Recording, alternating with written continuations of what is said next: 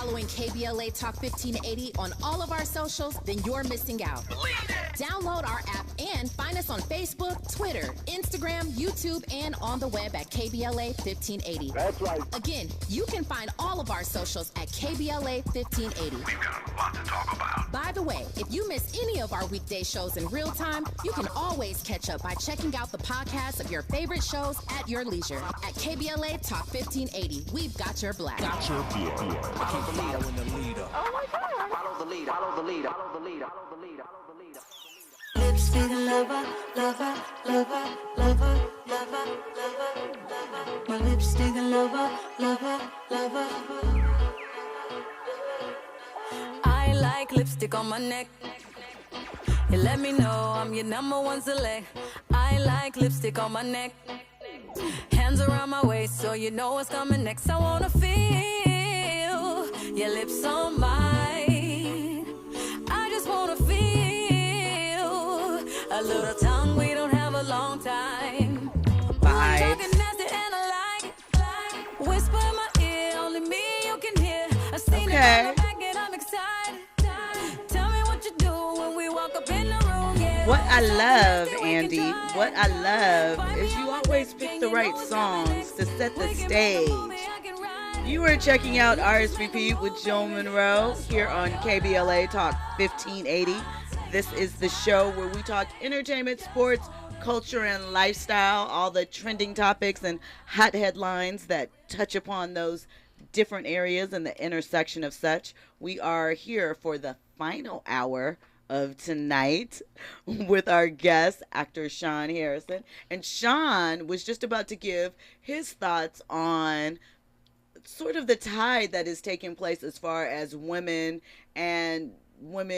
I guess, taking agency over their sexuality with as far as performers and in the media. So Sean, go ahead. Well, I was just going to touch on the whole thing that I encountered when I went onto Twitter, I think earlier today, because I was unaware of that. I think it went down yesterday, which is this backlash. And I'm not understanding why. I know you referenced India Ari, why she felt the need to go onto social media and to put that post up and sort of, I guess, chastise these women about their creative expression. Because as I said, I do think that there is a time when you do need to sort of be mindful of how you represent for the culture. Right. But in regards to the Essence Fest and them doing this show that should be for adults at an hour that is an adult hour, why should they be mindful of kids being present? Like, shouldn't you be thinking about the parents and the choice that they made to bring their kids to this adult show? Right. Not the artist. Did you not know where Janelle was with her artistry at this point in her career? So, I mean, the clues were there. So I'm not quite understanding. I mean, even that, I think about, like, I love Missy Elliott. And I talk about this all the time, and other people do too. Missy makes very sexual music. Mm-hmm. Missy was the headliner Saturday night. Mm-hmm. You know, Missy had a song that went, you know, P don't fail me now, I'm about to turn this cat out. You know what I'm saying? Missy was talking about it before the city girls were. What? Right. I just think that, too, we have to get on board with times are changing. And the women that are attracted to Essence now that are gonna go are of a different time frame. They grew up with different references. You know, Little Kim was somebody that we grew up looking at her, you know, listening to her lyrics. Foxy Brown, Trina, we are at that age where these are sort of our elder statesmen as far as artists go. And you think about when stuff like Essence Fest first started in the mid-90s. I think they said it was 94, maybe 93, somewhere in there, 94, 93, in that time frame, right? Anita Baker was a classic artist. She wasn't old. Like, she was at the midpoint of her career probably at that point. Probably where someone like a Mary is now. Maybe even not quite as elevated, but you know, you get the idea. She had some earlier work. She was in the middle phases. Now these performers are sunsetting. Not that I'm trying to push them off the stage, because that used to be one of my complaints prior, is that for black artists touring, we didn't get the same treatment as like a U2 or the Rolling Stones or groups like that, where they could tour forever and they could be supported and we given their flowers time and time again. It's just now, I feel, starting to reach a point with our legacy black acts that we're getting that, and we're getting more of these tours where we get to see, you know, our classic groups together and things of that nature. But I often wonder, and I think I just lost my point. Really clap. I did, but I'm going to circle back to it. I do wonder. Well, you were saying the changing of the times. Yeah, the changing of the times. Yeah. Who they expect to still be performing and headlining at these events. Yeah. It's not the Superdome anymore, right? It's Caesar's Palace or something like that in New Orleans. But who do they expect to fill up these venues? I don't know. When you know, tell me. Because I just think that it's unrealistic. Sometimes I feel that we as a culture put some unfair demands on our artists. We expect a lot while offering not a great deal in return for what they've offered for us. Okay. Do you know what I mean?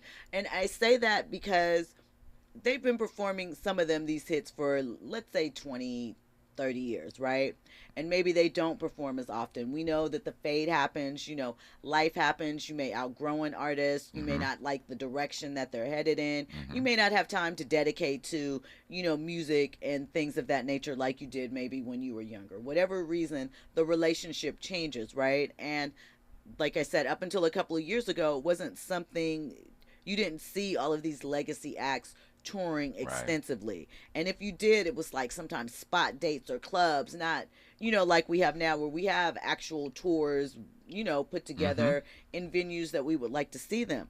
So do you think that from an audience perspective, we don't always, it's kind of the catch-22, value our older acts? Even though we say and we have this attachment to them, because they're older, we still are kind of like, eh.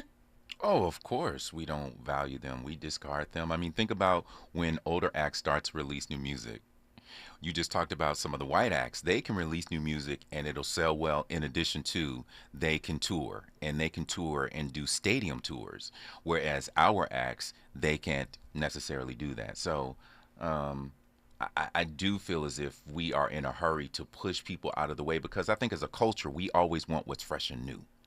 And I think those of us who have the ability to support older acts, sometimes we feel like, oh, we have different priorities. And so we don't put our money towards supporting those people. So the ones that really are in a position to be like, I want to go out, I want to have a good time, I want to see these particular people, they're like, please move out of the way. I want this new thing. I want this fresh thing. I want this hot thing. And that's the reason why they get the spotlight and the attention. Do you think the Vegas residencies are changing how we view older acts or different acts? Because, you know, back in the day, Vegas was like a graveyard for old people or whatever. And that whole concept, I think Celine Dion is really the one who kind of transformed that. And then Britney Spears, and then Boys to Men got in there as far as a black act. And then it just, you know, we've seen the crescendo that has happened with Usher. I mean, Usher could be in a Vegas residency for years if he sees fit, and I'm sure people would line up to go, especially the way that he's upsetting. You want to circle back? Some of these things. I'm just saying, I'm just pointing it out, you know? Excuse me. I mean, Floyd Mayweather, his girl was there, you know, and Usher gave her the same type of treatment as well. Floyd didn't look happy either, but they're boys, so, you know, I don't know.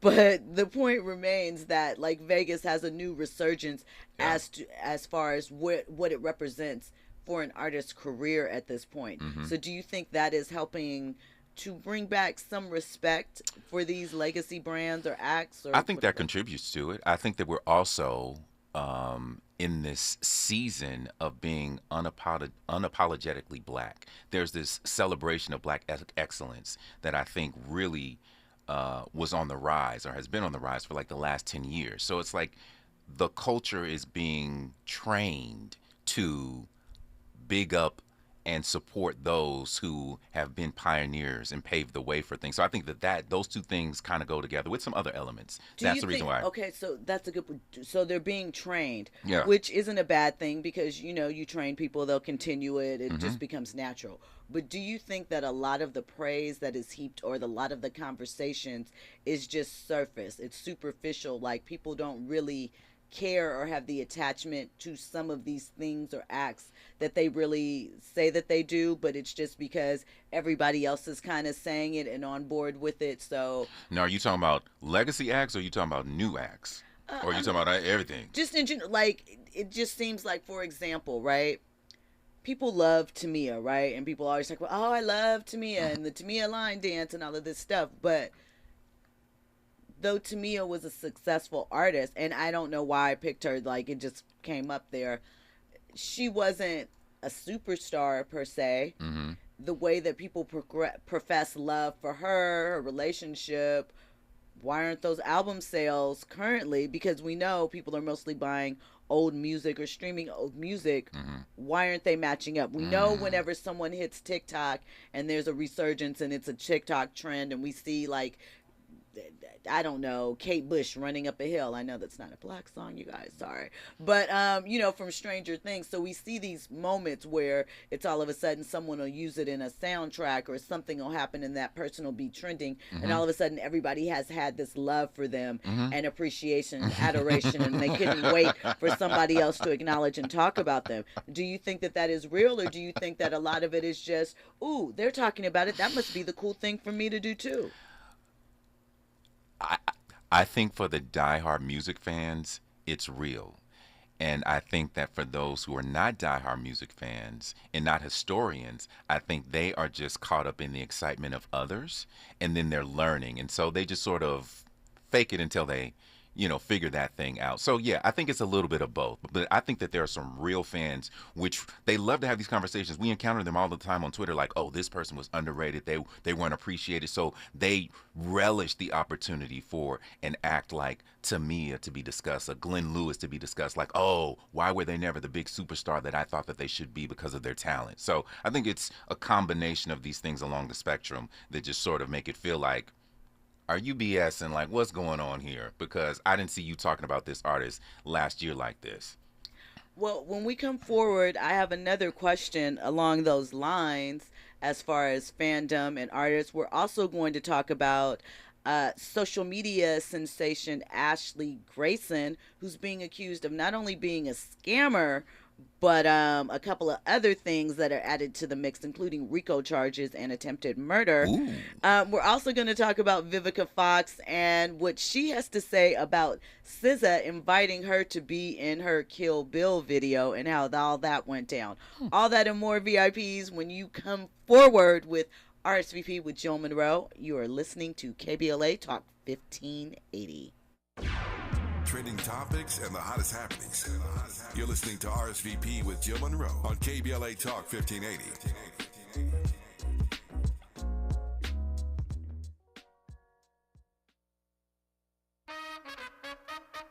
I'm James Alexander, a proud member of AARP. 1967, I was 17. That spring, my friends, the Barcades, and I made Soulfinger. It was a hit. Number 3 on the charts. That summer, we became the great Otis Redding's band. First gig, the famed Apollo. That fall, we toured. That winter found me in a morgue identifying the bodies of my bandmates and Otis Redding. My music and their memories bring me joy. The Barcades forever. What would you call a joy that is as solemn as it is sweet and knows no bounds? A joy that's beautifully rooted in soul and resilience. This is Black Joy, a joy that reflects pride and honor despite every challenge. AARP believes the power of Black joy is limitless, and we celebrate this joy supreme. Join us in celebrating Black joy at aarp.org/Black community. At Charmin, we heard you shouldn't talk about going to the bathroom in public, so we decided to sing about it. Roll Charmin ultra strong when you drop in the beat. It cleans with way less effort on your seat. Yeah, roll it, drop it. Yeah, roll it, drop it. Okay. Charmin flows extra strong from the road. Your butt hella clean while you're sitting on the bowl. Yeah, it's all you need for that bathroom groove. Get you in and out without nothing to prove. Charmin Ultra Strong cleans better so you can use less. Enjoy the go with Charmin. You're listening to K-Drip, where we play all the best classic water-wasting hits like Sprinklers in the Rain and Leaky Faucets. They're tunes from another time because now that we face a hotter, drier future, every drop counts. Despite an extremely wet winter, keep using less water, fixing leaks, and reusing indoor water for your garden. Visit SaveOurWater.com for more ways to conserve. Up next, brushing your teeth with the water on. K-Drip. KBLA Talk 1580 stands for Unity and Healing. African Focus Incorporated is a nonprofit organization based in California that focuses on the growth and well-being of Africans all around the world. Their mission is to promote the well-being of people of African descent through knowledge and appreciation of one another by building a bridge of love and understanding. African Focus Incorporated strives for cultural, educational, and economic growth. They're the organization behind the African Family Induction Ceremony, African Goodwill Awards, African Focus Trailblazer Tours, African Dance Competition, and Showcase Los Angeles, Family Day, Good News Windows Microfinance Project, and more. To volunteer, travel with African Focus, or to attend one of their community building events, please call 310-676-7730. That's 310-676-7300. Or visit AfricanFocus.org. This is a diaspora-wide community call to action from KBLA Talk 1580. Hey, keeping you informed, entertained, and always ahead of the curve. This is RSVP with Jill Munroe on KBLA Talk 1580. Hey, it's Jill Munroe. Thank you for checking out RSVP with Jill Munroe on KBLA Talk 1580.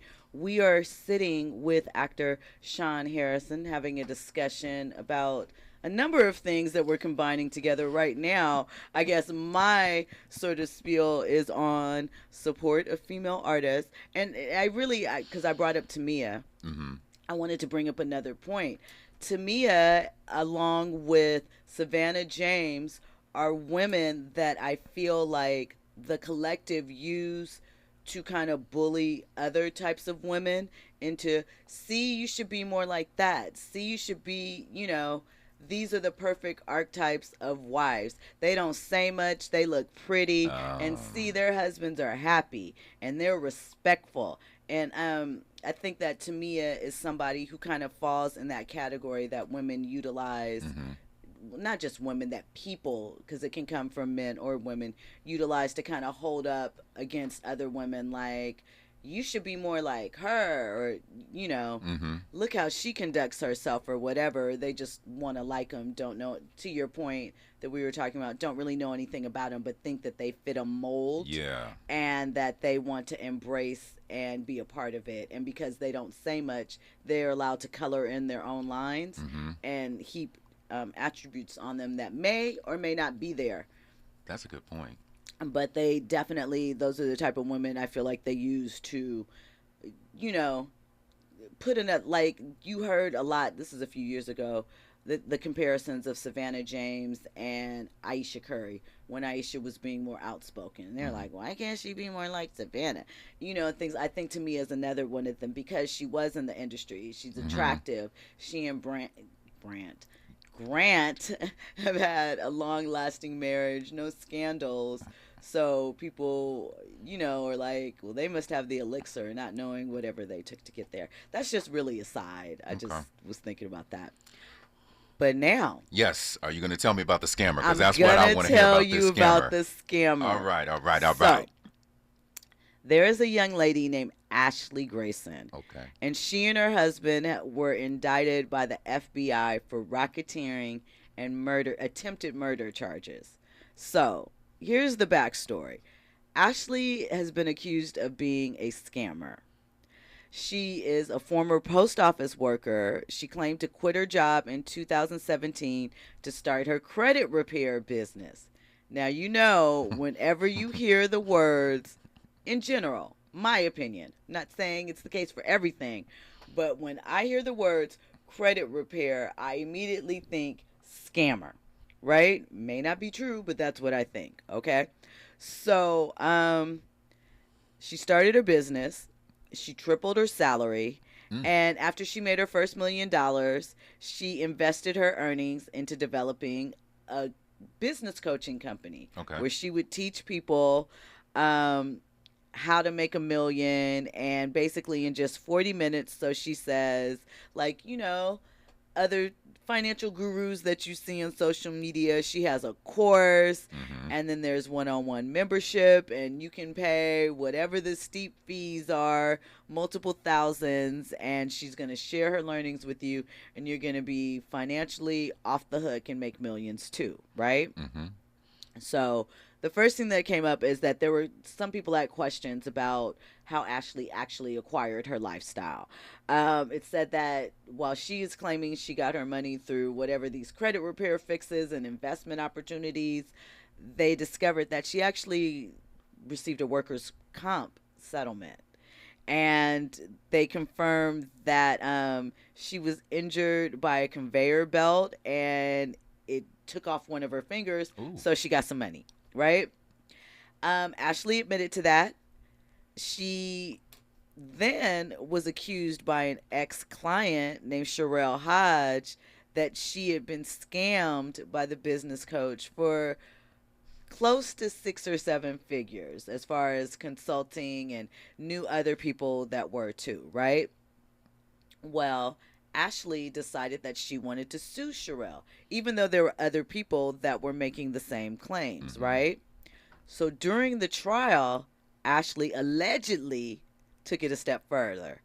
There are court documents that reveal that Ashley and her husband, Joshua Gray, hired a hitman to kill Sherelle and 2 other people. One was another business coach that was in competition with Ashley, that she had, you know, they were trying to get their clients. The other was an ex-boyfriend of Ashley's. She wanted to get them taken out. Now, here's another twist to it. Ashley gifted a woman who took her courses with a house, right? So wait, say that again. A woman that was in her courses, for some reason, Ashley, I guess to show what she can do, and the woman went through a hard time, she gifted her a home. Right? So the woman had a daughter named Olivia. So while this lawsuit is happening over here, right, with Sherelle, the Olivia woman, the daughter of the woman Ashley gave her house to, went through some paperwork and discovered that the house that Ashley bought for her mother does not actually belong to her mother. It belongs to Ashley. And should her mother pass away or something, that house does not get, you know, passed along to the children. It goes back to Ashley. So she didn't really buy her a house. She loaned her a place to live, right? And so according to Olivia, she asked Ashley to remove her name from the property, making it 100% her mother's. And Ashley was like, nope, that the gift was not a gift of generational wealth, right? So the mother paid, I think, $60,000 to be in the position for Ashley to do this for her. So Olivia, in trying to get back in Ashley's good graces, I don't know how this conversation came about, but Ashley said that she would pay her $30,000 to kill her ex, the TikToker Sherelle, and Dr. Derica Harwell, who is Ashley's competitor, and an ex-husband and a couple of others, right? So what ended up happening is that Ashley got scared. She was worried that she was going to get caught up in this and get caught. You mean right? Olivia? No, Ashley. Okay. Okay.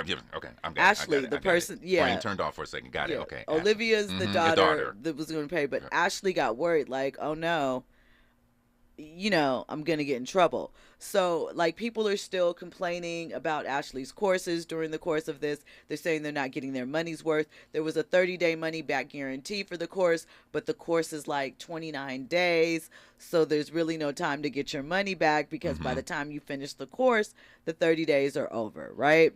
So at this point, pretty much credibility, integrity, business ethics, all crazy, right? So Ashley got paranoid. What she did was she went to the FBI and told them that Olivia was trying to extort her and set her up, and she gave them all the details.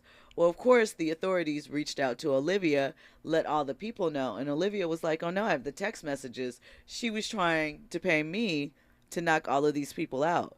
Now, clearly, Ashley's not bright because she told on herself. Mm-hmm. So now, I guess it was just a couple of days ago, all of this has come out in the wash, and Ashley has been indicted for RICO, racketeering, and attempted murder. And it is the feds. And we know the feds have a 98% conviction rate. So what I want to know is, how are people like this managing to acquire over $1 million worth of your money, people? How are they scamming you like that? Can we go back to the woman you said got taken for a couple $100,000? The Sherelle lady. Yeah, she took the course. I guess maybe she made some investments. It didn't pan out. Well, that must have been like personal coaching. Like, oh, I'm going to be your personal coach. And in order to get the personal coaching, you know, the platinum package, you got to pay me $75,000 a year. Because I can't imagine that this happened over like a short period of time. This had to be like a couple years. I don't know if it was a couple years, but I mean, it wasn't a small amount of time, but it certainly wasn't, lengthy. Well, Ashley's stupid, as you said, because I'm not understanding why you would think that you could go to the authorities and try to pin it on somebody else, and they wouldn't be able to investigate that and it come back on you if you're the one that actually is trying to take people out. Why do you think in this current era, I mean, obviously people have always gotten scammed and gotten caught up, but why do you think that scamming is so prevalent in this current time? I don't know, but I believe that because of Instagram and the lifestyle that's projected on Instagram, and everybody seems to be an overnight success. And once they become an overnight success, all of these people want to say, oh, well, if I can do it, you can do it too. So whether you have those people on Instagram that are doing it or the people that are on YouTube who also do the same thing, like, a year ago I was working X, Y, and Z, and then the next thing I know, I tried this one thing, and 30 days later I was making thousands of dollars, and then a whole year later I had blah, blah, blah, blah, blah, blah. I think that is very attractive to people because people haven't found their passion. They haven't found their passion. They're looking for a way to make ends meet and to be successful and wealthy. And I think that these overnight get rich programs or schemes are very alluring to people. Well, when we come forward, we will have more on Ashley the scammer and what else is going down with her. We're going to talk a little Vivica Fox. We are also going to get into Stephen A's comments on the status of the sports world. Eva Longoria has some comments about her family's nickname for her. All that and more. You're checking out RSVP with Jill Munroe on KBLA Talk 1580. Infusing a sense of fun and entertainment in every episode. You're listening to RSVP with Jill Munroe on KBLA Talk 1580. More when we come forward. I'm Mike Island, and here's the latest from the Black Information Network. Reports say the small bag of cocaine found in the White House was discovered in a different area than previously reported. NBC News reports it was found in a cubby near the White House's West Executive entrance, not the formal West Wing. The area is on the same floor as the Situation Room and a dining area, and is a highly trafficked area. The FDA is granting full approval to a potential breakthrough Alzheimer's drug. Leqembi is the first drug proven to slow the memory loss disease. Other approved drugs only target its symptoms. The U.S. jobs market continues to remain hot. New numbers released by ADP Thursday showed the private sector added 497,000 jobs in June. That's more than double what analysts predicted. And that's the latest. I'm Mike Island from your source for 24/7 News, the Black Information Network, and BINnews.com.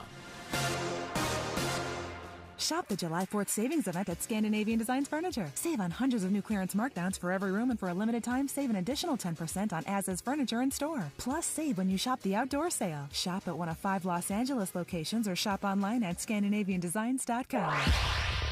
Follow the leader. KBLA Talk 1580. Follow the leader.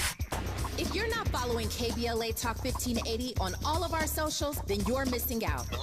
Download our app and find us on Facebook, Twitter, Instagram, YouTube, and on the web at KBLA 1580. That's right. Again, you can find all of our socials at KBLA 1580. We've got a lot to talk about. By the way, if you miss any of our weekday shows in real time, you can always catch up by checking out the podcasts of your favorite shows at your leisure. At KBLA Talk 1580, we've got your black. Follow the leader. When the leader. Oh my God. Follow the leader. Follow the leader. Follow the leader. Follow the leader. Follow the leader. KBLA Talk 1580. We've got a lot to talk about.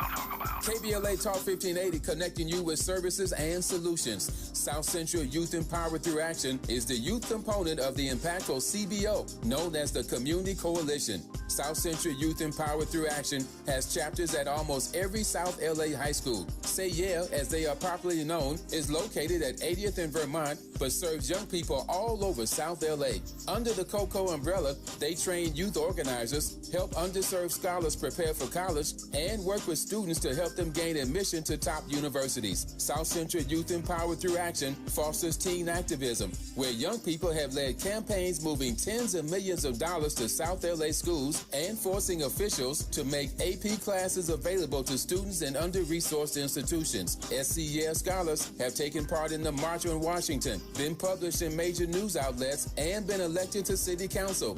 Long before she was mayor, Karen Bass started the program when she founded the Community Coalition. To donate, volunteer, or enroll a student in South Central Youth Empowered Through Action, please visit cocsouthla.org. cocsouthla.org. This is a community call to action from KBLA Talk 1580. I'm getting vaccinated with Prevnar 20. So am I, because I'm at risk for pneumococcal pneumonia. If you're 19 or older with chronic conditions like asthma, diabetes, COPD, or heart disease, or are 65 or older, you are at increased risk for pneumococcal pneumonia. Ask your doctor or pharmacist about Prevnar 20, pneumococcal 20-valent conjugate vaccine. It can help protect you against pneumococcal pneumonia in just one dose. Even if you've already been vaccinated with other pneumonia vaccines, Prevnar 20 may help provide added protection. Prevnar 20 is approved for adults to help prevent infections from 20 strains of the bacteria that cause pneumococcal pneumonia. Continued approval may depend on a supportive study. Don't get Prevnar 20 if you've had a severe allergic reaction to the vaccine or its ingredients. Adults with weakened immune systems may have a lower response to the vaccine. Side effects include pain and swelling at the injection site, fatigue, headache, muscle, and joint pain. For full prescribing information, please call 1-855-213-2138 or visit Prevnar20.com.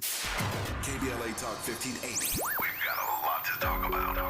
KBLA Talk 1580 reminding you that we keep us safe. The Center for the Pacific Asian Family was founded to help address domestic violence and sexual assault in the Asian and the Pacific Islander communities. The Center for the Pacific Asian Family's mission is to build healthy and safe communities by addressing the root causes and consequences of family violence and violence against women. They are committed to meeting the specific cultural and language needs of the Asian and Pacific Islander women and their families. CPAF's vision is of an Asian and Pacific Islander community that embraces healthy relationships and works in partnership with other communities to eradicate all forms of violence. To access services, volunteer, or for more info, visit nurturingchange.org. At KBLA Talk 1580, we believe everyone deserves to be safe. This is a community call to action from KBLA Talk 1580.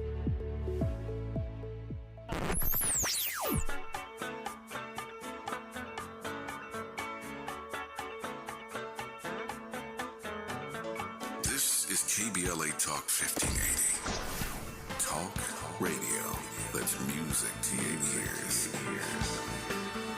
We're unapologetically progressive. KBLA Talk 1580. curating the most compelling stories and delivering them straight to your ears. You're listening to RSVP with Jill Munroe on KBLA Talk 1580. Is that you, Jeff? Who you think it is? Oh, hi, baby. When'd you get back? Got back just now. I missed you. Yeah. Do you? Yeah. Won't you come up and let me show you how much? You know the flavor. Buzz me up, babe. If you let me come inside, I'll keep you satisfied. Is this public announcement? Okay. Intro. Is intro? Okay. I was listening to intro today. The first single. That was my joint. Let me be the one. That wasn't the first single. That wasn't the first single. What was the For first intro. Dang. That was not the first single, though. I can't think of it. Shout out to intro. Rest in peace, Kenny. Right? I believe that was his name. Yeah. They were a good group. Yeah. I enjoyed them. Loved intro. 90s. I mean, their version of Ribbon in the Sky. Oh, you said that was your joint. Yeah. I said it was, almost better than Stevie's or up there. I'm going to remain silent. That's a conversation we can have another day. About which remake is better or comes close to matching the original. There's a bunch. We can have that conversation. Some I agree with, some I disagree with, but I think that would be a fun topic. Andy? I got a question. Yes. Bobby Womack or Casey from Jodeci?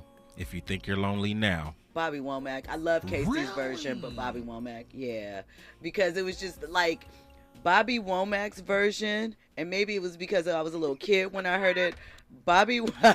Sean is definitely not feeling that suggestion at all. Him. At all. What? Yeah. I'm going with KC. I'm sorry. Are you really? Yeah. Bobby Womack sounds like liquor-soaked late night in the 70s. Probably got a Saturday night special. The KC sounds like Pain, Love, and War. And I think I that's what love it is it. That I love. I love both, but Right. something about Bobby Womack just sounds like.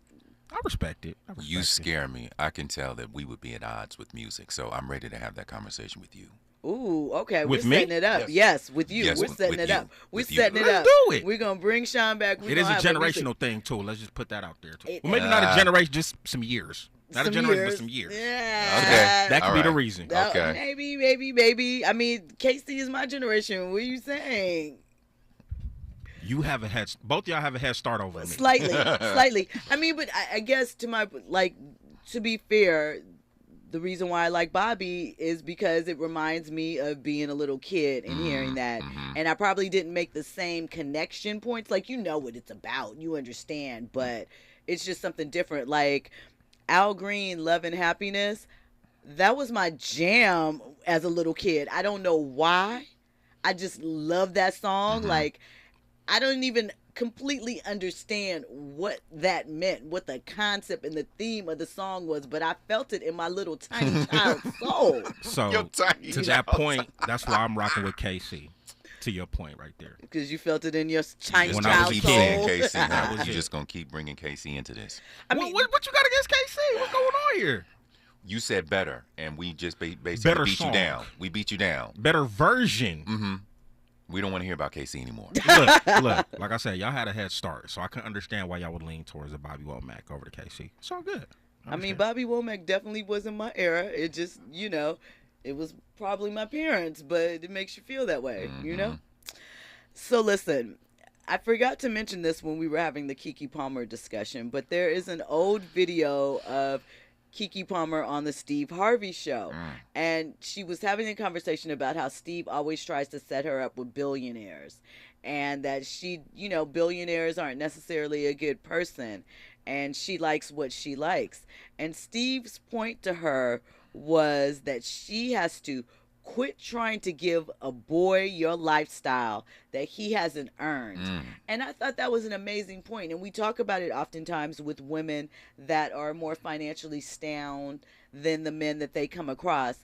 And you don't want things to be transactional, right? People should get into relationships because they have a genuine interest in each other. The finances should be a consideration, but not leading with it, right?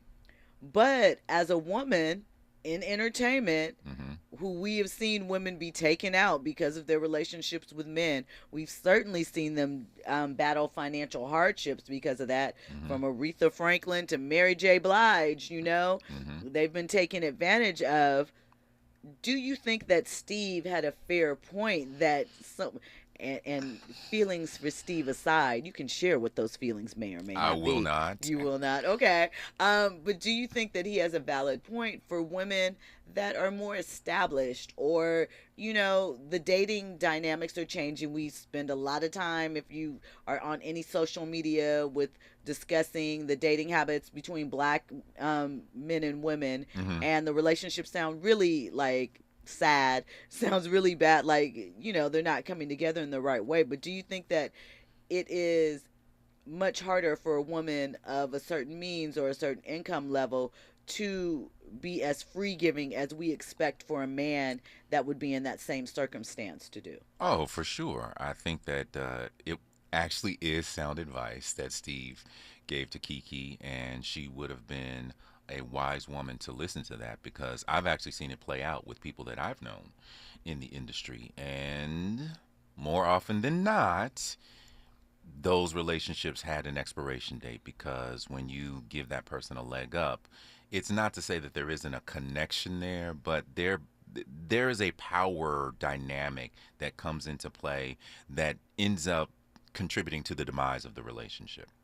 Do you think that, as far as with successful women and that date men not of the industry, we've seen it time and time again, sometimes they date executives, sometimes they date other artists or actors, what have you, do you think that it is much harder for them to sort of discern which relationships are not okay, but for lack of a better word, okay for them to enter into? Because I feel like men don't have to, they do have to be as cautious, but they don't in a way. It's like, obviously they don't have the same concerns, but it seems like women, even though men are always worried about the gold digger and being taken advantage of, it seems like women suffer that fate much more often than these men do. I feel like this is a conversation we can't really have on air to really get into the nitty-gritty of it. But I don't know if I can answer your question, but this is one of the things that I've noticed that seems to happen more often with women in the industry than with men. Women, if they are successful, and I hate to make this, sort of dividing line, the men that they date become a part of their business. And that really blurs the line of the relationship, because a lot of times you're plucking this person up from wherever they were, probably not necessarily entertainment, but they might have been entertainment adjacent. And now they go from no longer needing to grind to being in the mix.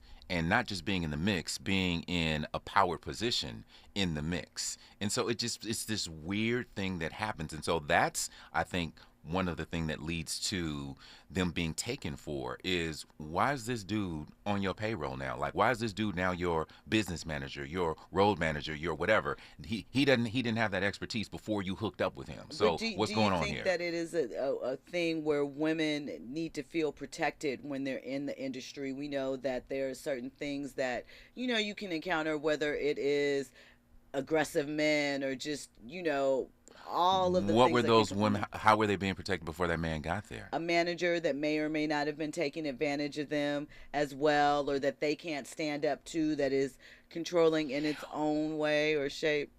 I will say that, see, here's the thing. Sometimes, as I said, the relationships, there's an attraction there, and I think that there is a genuine element to the relationship, but those who are scammers will recognize, like, okay, that's the weak link for this particular person. They've never felt protected, and I'm gonna present in that type of way, and then they're gonna trust me more, and then I'm gonna gain greater access into their world, and then I'm gonna exploit that. So it's weird. Do I think, going back to your other thing, do they have to be more cautious, and do they find themselves unable to make that distinction when it comes to, ooh, who should I stay away from and who should I, maybe explore possible relationships with. I think that that's where it gets weird, because a woman wants to believe more so in that, oh, this is genuine, this is real, look at how sweet he is, look at how protective he is, look at all of these things. Whereas a dude, more than likely, he's already game planned for the fact, oh, she a gold digger, so I'm willing to be taken for this amount, and then I have my line that I've drawn in the sand of like, this is the deal breaker for me. I don't think women think like that. Okay. Well, when we come forward, we'll have more with Sean Harrison. That was a very interesting conversation. You're listening to RSVP with Jill Munroe on KBLA Talk 1580. RSVP with Jill Munroe is your go-to show for staying in the know. More engaging conversation when we come forward on KBLA Talk 1580.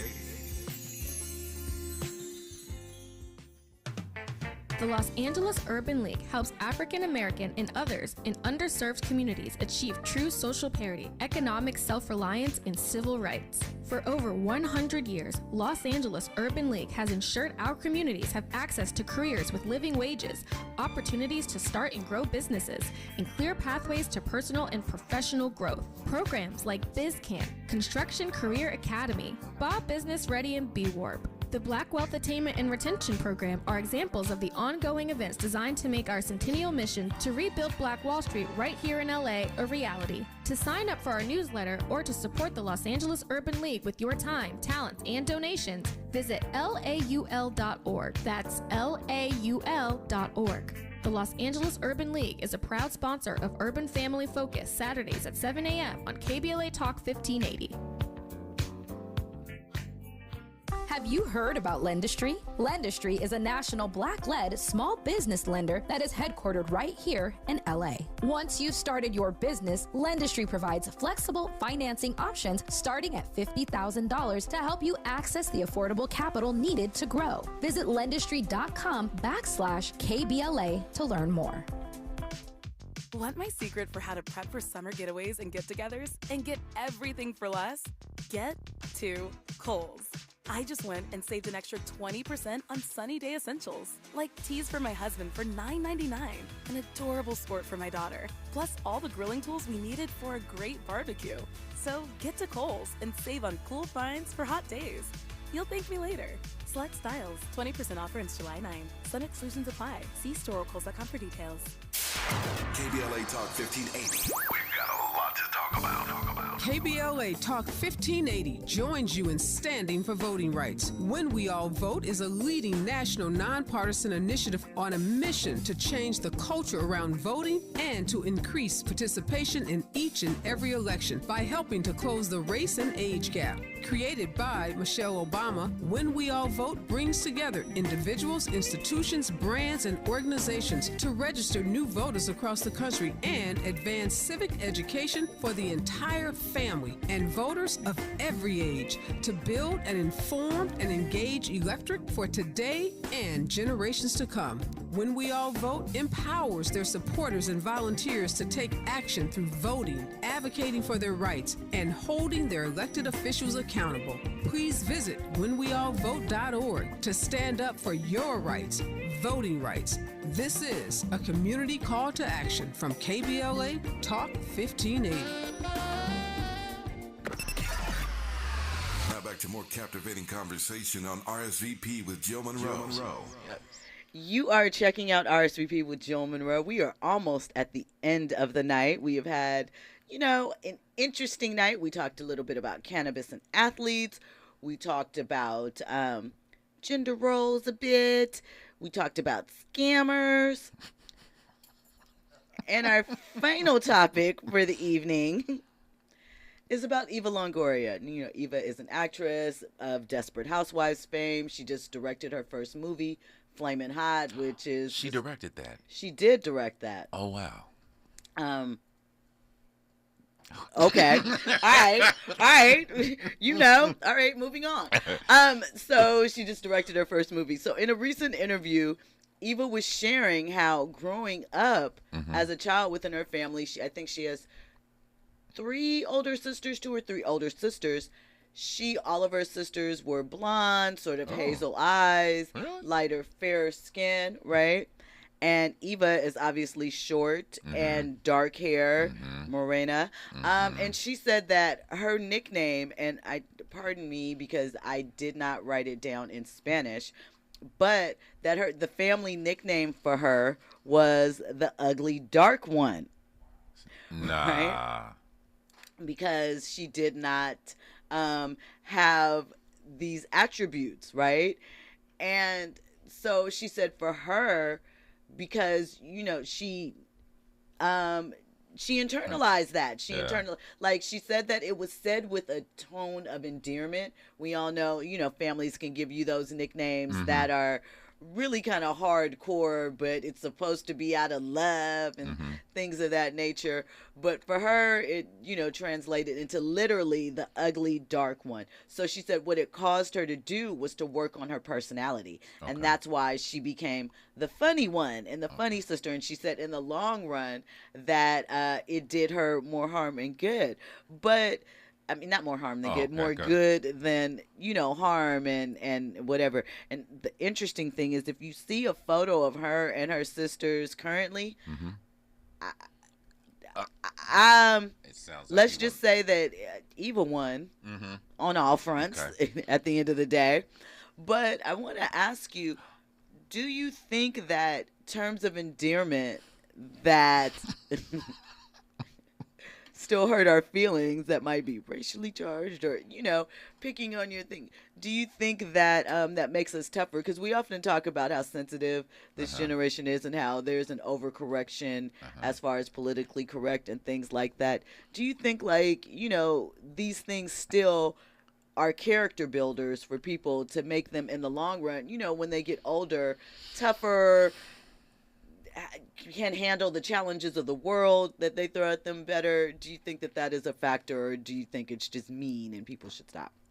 I think that it's mean. I don't know if people should stop, and I don't believe that it's a character builder. So it's weird that anybody would think like, yeah, I want to toughen you up by bullying you in such a way that you would internalize it. I think in families and close friend groups, there's an element of picking at a person, and that I find to be endearing.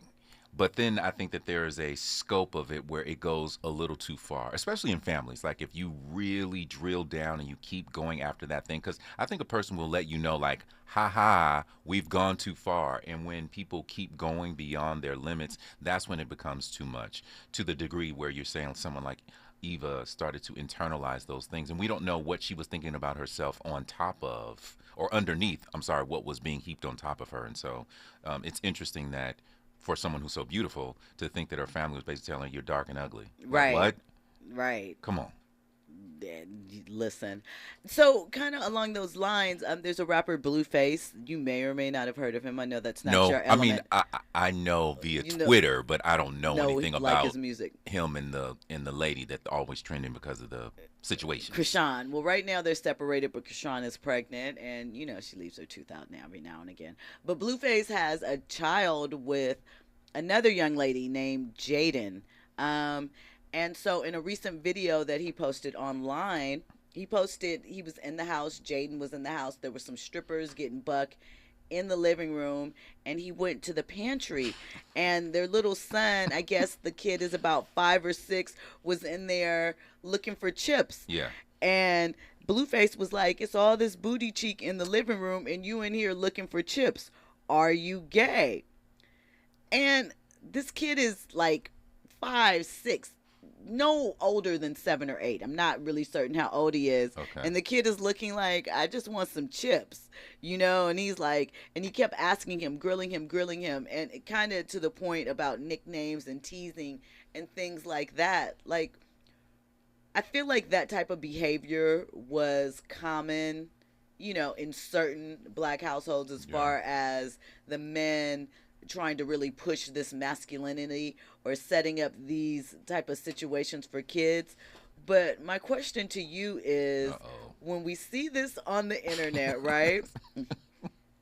And this is hypothetical. I'm not serious, but I am serious. Like, Do you think that Child Protective Services should be called? I mean, they got the kid in there with strippers, dollar bills, alcohol. The mama's like, hey, turn up. And he's badgering him as he looks for chips in the pantry to know if he's gay. Like, is it just too much exposure of keeping it real and the lifestyle? Like, I mean, we've seen instances where people have actually called CPS and things of that nature when people are doing things online, which seems kind of extra, but do people set themselves up for it? Listen, I'm not even going to touch that. What I'm going to go to a larger point here.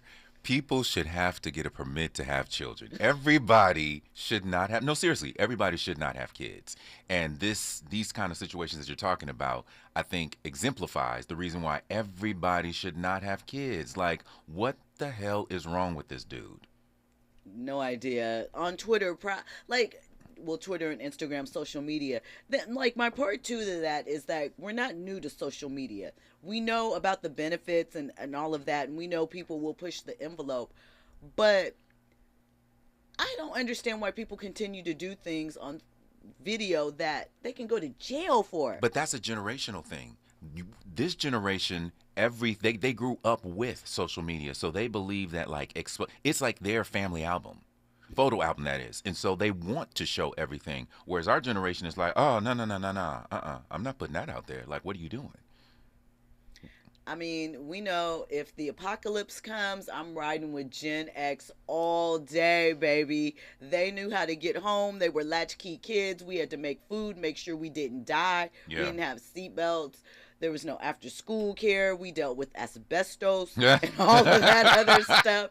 Cigarette smoking, you could smoke on planes, all of those things. We'll make it through.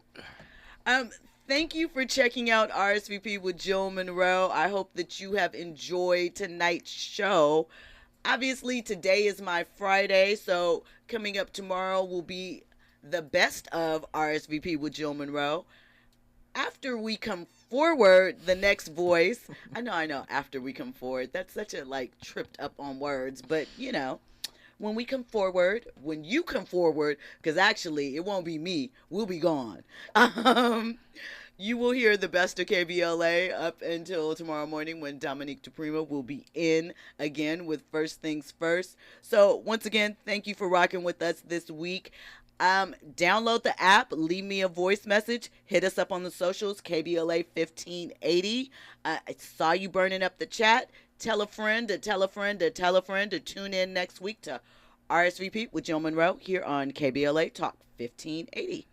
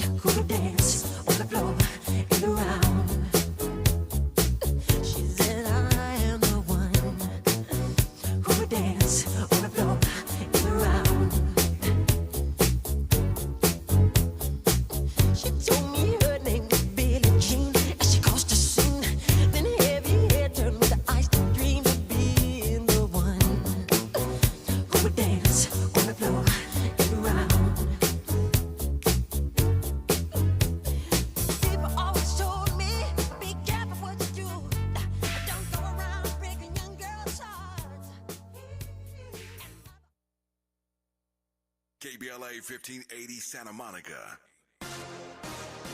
I'm Mike Moore. Here's the latest from the Black Information Network. President Biden plans to visit a manufacturer